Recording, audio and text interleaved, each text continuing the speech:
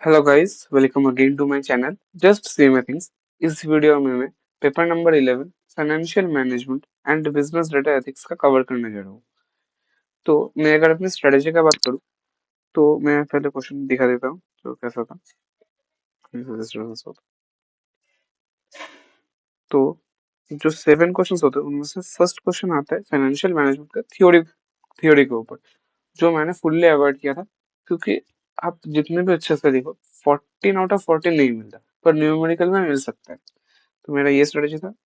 और 5 आता है न्यूमेरिकल क्वेश्चंस, तो वो मेरा मेन फोकस था उसके ऊपर।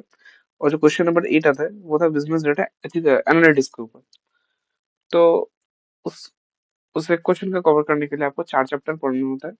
छोटा है पर थोड़ा सा कॉम्प्लेक्स है, लाइक बहुत कुछ याद रखना पड़ता है। तो ये मैंने पढ़ा था, बट उतना अच्छे से नहीं पढ़ा कि मैं लिख सकूँ उतना अच्छे से। और वैसे भी थ्योरी में फुल मार्क्स नहीं देता, तो जैसे मैंने बोला कि मेरा फोकस था फुल प्रैक्टिकल के ऊपर, लाइक न्यूमेरिकल क्वेश्चंस के ऊपर। और इसमें मुझे 28 आउट ऑफ 30 मिले, लाइक इसी पेपर में मुझे हाईएस्ट मिला एमसीक्यूज में। लाइक मेरा सिर्फ एक ही एमसीक्यू गलत गया था, मुझे मेरा 14 सही गया 15 में से। तो मैं अगर कहूँ तो मैंने फर्स्ट अटेम्प्ट किया क्वेश्चन 6A।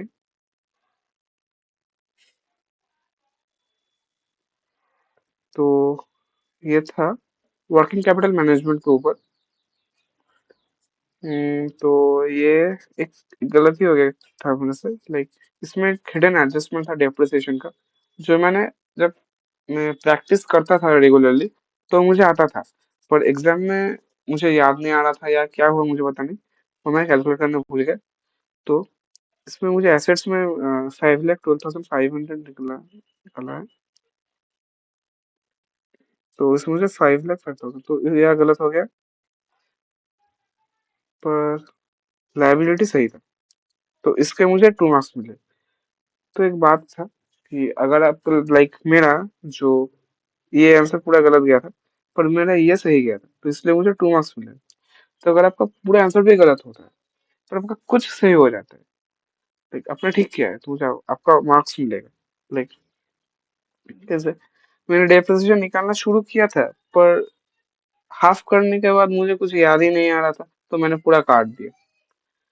तो उसके बाद मैंने बाकी जो निकाल debtors creditors raw material stock outstanding wages ये सब निकाला था।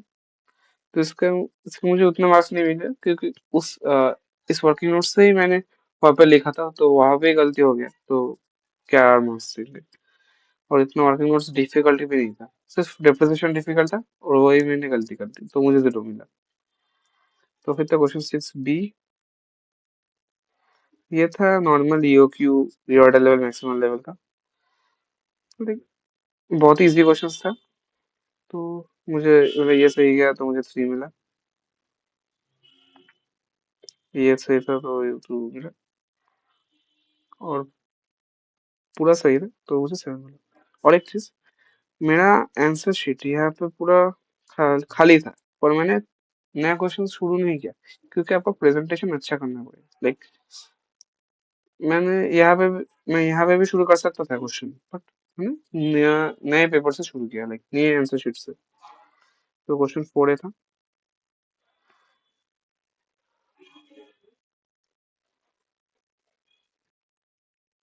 Question 4A common sense income statement था।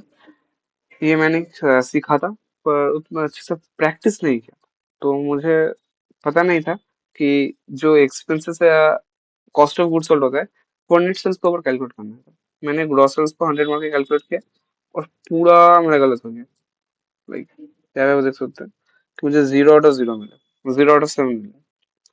और अब सजेस्टेड आंसर देखोगे तो कौन सा क्वेश्चन।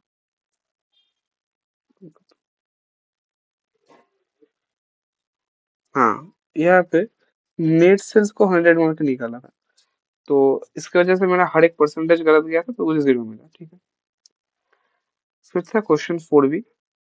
ये चैप्टर से मतलब कॉस्ट ऑफ कैपिटल से एक सिंपल सा क्वेश्चन आता है, लाइक जो आप अच्छे से अटेंड कर पाओगे और 7 आउट ऑफ 7 भी मिल सकता है।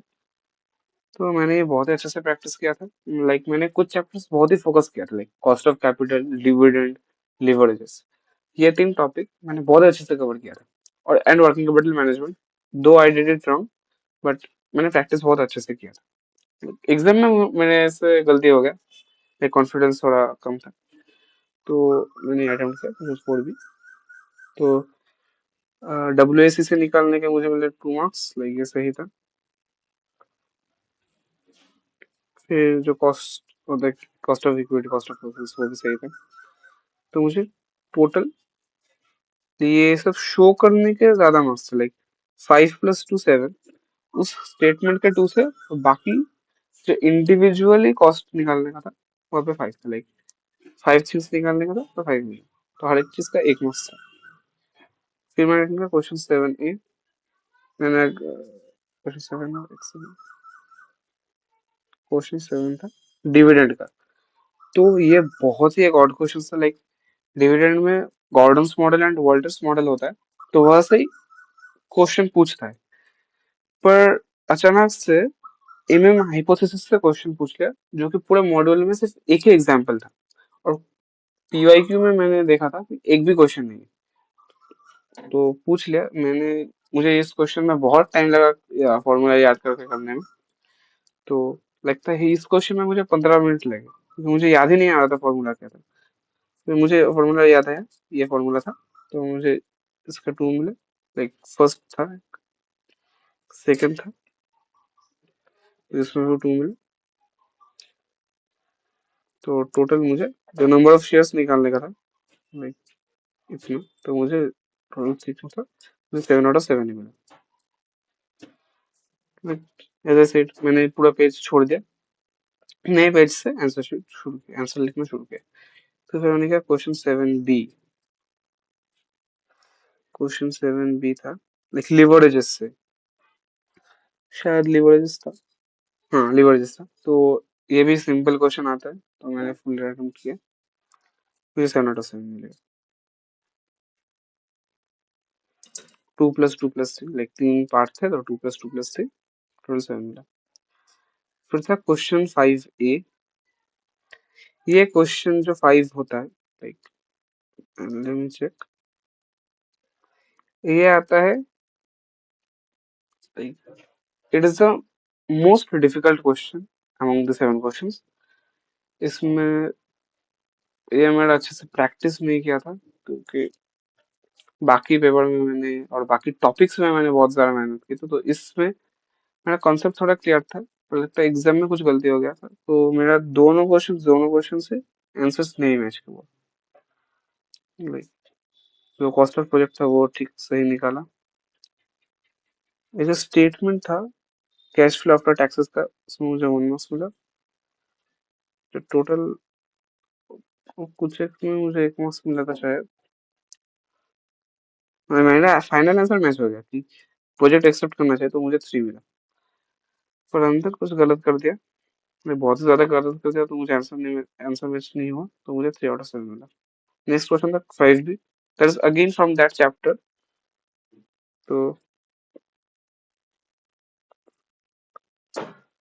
तो मेरा इंक्रीमेंटल कैश फ्लो सही था, तो 4/7 मिलेगा मुझे।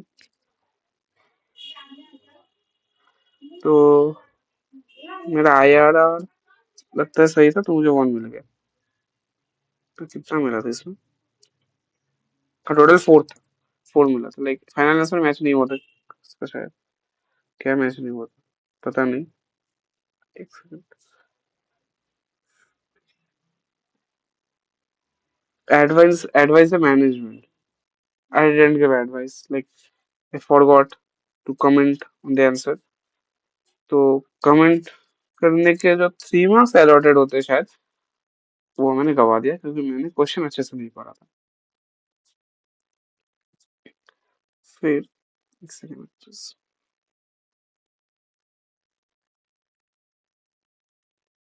हाँ, ये था एक रेशियो का क्वेश्चन। तो मुझे ये रेशियो का क्वेश्चन अच्छे से आता था, पर जो ये ऑल्डमैन जी स्कोर था, वो मेरा याद ही नहीं आ रहा था कि कौन से पॉइंट में कितना स्कोर होता है। तो मैं अगर ये भी सही कर देता, मुझे इसका सिर्फ 7 मार्क्स मिलते, तो इसके मुझे कंफर्म 0 मिला, क्योंकि मुझे कुछ याद ही नहीं था। मैंने पढ़ा था ऑल्टमैन जिसको, पर तब कुछ याद नहीं आ रहा था, और ये थोड़ा कॉम्प्लेक्स भी था और टाइम कंज्यूमिंग था, तो मैंने स्किप कर दिया। तो इसलिए मुझे जब बिजनेस डेटा एनालिटिक्स का क्वेश्चन था,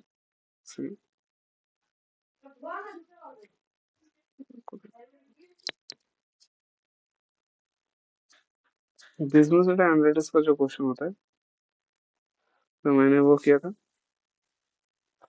तो रेडिक्स का मेरा जो डेफिनेशन होता है वो गलत था, तो मुझे 0 मिला। तो जो 5 प्रिंसिपल्स होता है वो मैंने अच्छे से लिखा था शायद, लाइक सेकंड। हाँ, तो मुझे 5 प्रिंसिपल्स से अच्छे से लिखा, तो मुझे 5/7 मिला। रीड भी था, तो ये वाला क्वेश्चन ओपन होता है क्या? जो बिजनेस इंटेलिजेंस, ये लास्ट चैप्टर का था, तो लास्ट चैप्टर मैंने उतना अच्छे से कवर नहीं किया। मैंने पहले 3 चैप्टर अच्छे से कवर किया था, तो मुझे याद तो कुछ नहीं था, पर कुछ लिखना था तो मैंने लिख दिया। तो मेरा सिर्फ यही पॉइंट सही था, तो मुझे 1 मार्क्स मिला। तो इसलिए so that's all, and thank you, and subscribe to my channel.